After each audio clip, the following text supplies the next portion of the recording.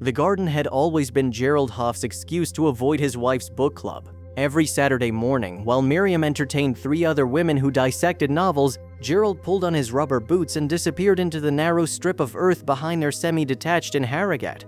He grew nothing remarkable, some courgettes, a few rows of runner beans, and mint that kept escaping its pod.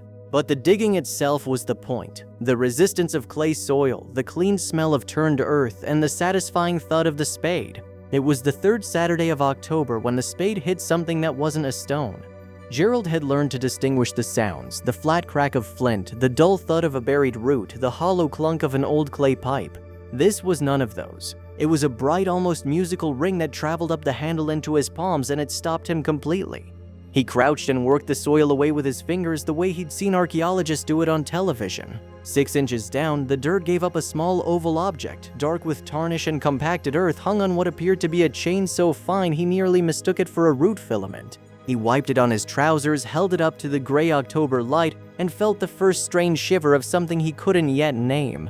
Miriam held the necklace under the kitchen tap, rubbing gently with her thumb, and the tarnish reduced to reveal a dull gold luster and the unmistakable shape of an oval pendant, roughly the size of a 50-pence piece. On one face, a small inlaid stone, deep red, possibly garnet, surrounded by a border of tiny raised dots. On the reverse, markings that might have been letters, or might have been something older than letters. "Take it to someone," Miriam said, setting it on the draining board. On Monday, Gerald took it to Ackerman & Son on Parliament Street, the kind of shop that still had a bell above the door and velvet pads in the window. He'd bought Miriam's engagement ring there 26 years earlier from the father. Gerald set the pendant on the glass counter and said nothing, curious to see what a professional would make of it. David Ackerman picked it up. He turned it once, then he set it down, removed his glasses, and looked at Gerald with an expression that was not quite what Gerald had expected. "Where did you get this?" Ackerman asked. His voice was level, but there was a quality to the stillness that followed that made Gerald stand a little straighter. Gerald explained. Ackerman said nothing until Gerald had finished. Then he asked if he could take the pendant to the back. Gerald waited at the counter for nearly 15 minutes. Through the half-open door, he could hear the faint tick of instruments being set down, the rustle of what might have been reference books. When Ackerman returned, he was carrying a jeweler's loupe and a sheet of paper on which he had written nothing. "The chain is 18-karat gold," he said, "which isn't particularly old or unusual, but the pendant is something different." He set the loupe on the counter. The metalwork on the border, those raised dots, that's called granulation. A very specific technique. Some ancient artisans used it, and it was largely lost after the fall of Rome. It reappeared briefly in the early 19th century when there was a fashion for archaeological jewelry, largely driven by a Roman goldsmith named Castellani. He paused. "But this doesn't look like a Castellani reproduction. The granulation is too irregular, done by hand without modern tools." Gerald looked at the pendant. "How old is it?" he asked. Ackerman considered his answer with visible care. "That," he said, "is precisely what we may have to find out." The concern, Ackerman explained, was not about age alone. If the pendant were merely old, Victorian, say, or even Georgian, he could have offered a valuation and sent Gerald on his way. The issue was the combination of features. The granulation technique, the inlaid stone, which under the loupe appeared to be not garnet but a polished red carnelian, a stone favored in Mediterranean antiquity, and the reverse markings which Ackerman had tentatively identified as not letters at all but a series of symbols that bore resemblance to early Tuscan script. "I want to be careful here," Ackerman said. "I'm a jeweler, not an archaeologist. I could be wrong. The piece could be a later imitation. There were fashions in the 1800s for this sort of thing, and some of the reproductions were extraordinarily good." Gerald asked what he should do. "Don't sell it," Ackerman said immediately. And it was the speed of the answer that stayed with Gerald, walking back through town with the pendant in his coat pocket. A flat, immediate instruction delivered with the gravity of a man who had seen something he did not wish to be responsible for mishandling.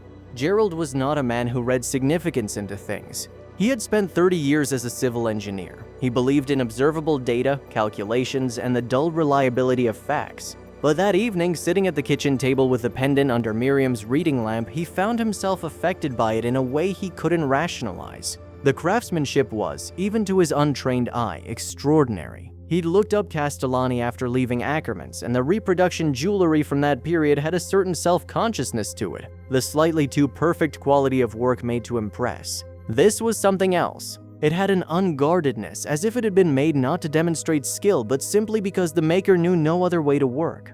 Miriam sat across from him, reading nothing, watching him. "You're going to follow this up," she said. It wasn't a question.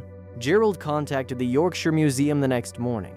The finds liaison officer, a brisk, practical woman named Dr. Sarah Okafor, agreed to see him within the week. When she arrived, she examined the pendant with the controlled focus of someone accustomed not to revealing what she was thinking until she was certain. Then she set it down, folded her hands, and told him that under the Treasure Act 1996, he was likely obliged to report the find.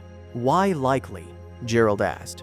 "That depends," she said, "on what it actually is." What followed was 6 months of patience, which Gerald had, and bureaucratic uncertainty, which Miriam had less tolerance for. The pendant went to the government museum's portable antiquities team for analysis. A metallurgist, a classicist, and a specialist in pre-Roman Mediterranean trade objects were all, at various points, involved. Gerald received official letters in formal language that committed to very little, but in March, Dr. Okafor rang rather than wrote, and her voice had a different quality. The analysis had confirmed that the metal was consistent with Etruscan alloy compositions from roughly the 5th to the 3rd centuries BC. The carnelian stone was of a type sourced from the Eastern Mediterranean. The granulation technique matched examples held in Florence in the Vatican collections. A university epigrapher was assessing the symbols on the reverse, but preliminary indications suggested a dedication or ownership inscription, the kind placed on objects of personal significance. "We're not calling it definitively Etruscan," she said carefully, "but the balance of evidence is strongly suggestive." Gerald sat with this. Then he asked the question that had been circling since October. How does an Etruscan pendant end up 6 inches under a garden in Harrogate? That, Dr. Okafor said, is the part that interests us most. Roman trade could explain how it reached Britain, but 6 inches is unusually shallow for something this old. It may not have been there as long as it appears. The epigrapher's report arrived in April. The inscription on the reverse, translated with caution, appeared to read, "For Thania, beloved, who goes before," a mourning dedication, more than the metallurgy or trade routes that stayed with Gerald. Thania had been a real person. Someone had shaped grief into gold and carnelian, and that object had endured while the people and civilization behind it had disappeared. Miriam read the report in silence before saying, "Someone buried it. They didn't drop it. 6 inches is deliberate." Gerald had reached the same conclusion. The chain had been folded neatly, suggesting intention rather than accident. He called Dr. Okafor, who said she had already contacted the North Yorkshire Archaeology Unit. A supervised ground survey could be arranged if Gerald and Miriam agreed.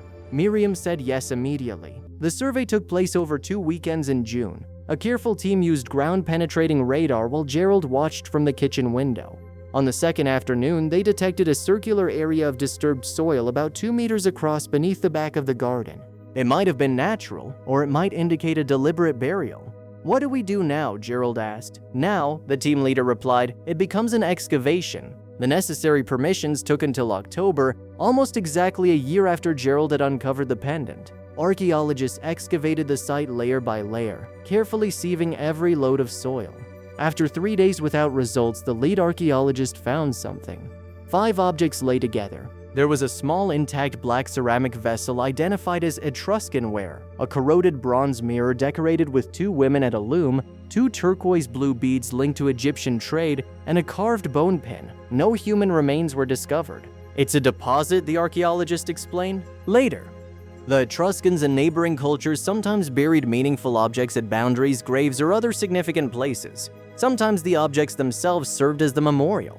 Gerald thought of Thania. "Someone brought all of this here," he said. "To this specific patch of ground. It appears so. Why here?"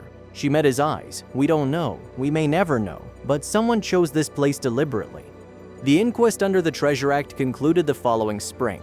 The collection was officially declared treasure, transferring ownership to the government while a valuation committee determined its worth and the reward owed to Gerald as both finder and landowner. The Yorkshire Museum expressed strong interest in acquiring the collection. Dr. Okafor described it as a significant discovery. When the valuation arrived, the figure was substantial enough that Miriam had to sit down. Gerald simply placed the letter in the kitchen drawer, unsure exactly how to feel. In May, he returned to Ackerman's shop to share what had happened. Ackerman listened without interruption. "I thought it might be something," he said. "That's why I told you not to sell it. Some things carry an intention you can see in the craftsmanship. I'm glad you came back to tell me. Gerald walked home through Harrogate with his hands in his pockets. The garden looked ordinary again, a strip of turned earth, runner beans climbing, mint spilling from its pot. He stood at the back door, looking at the patch where the excavation had been filled and covered with fresh grass. Someone had chosen this place. For reasons no one would ever fully recover across more than 2,000 years, they had decided this was where something precious should rest. Gerald thought that was, in its own way, enough to know.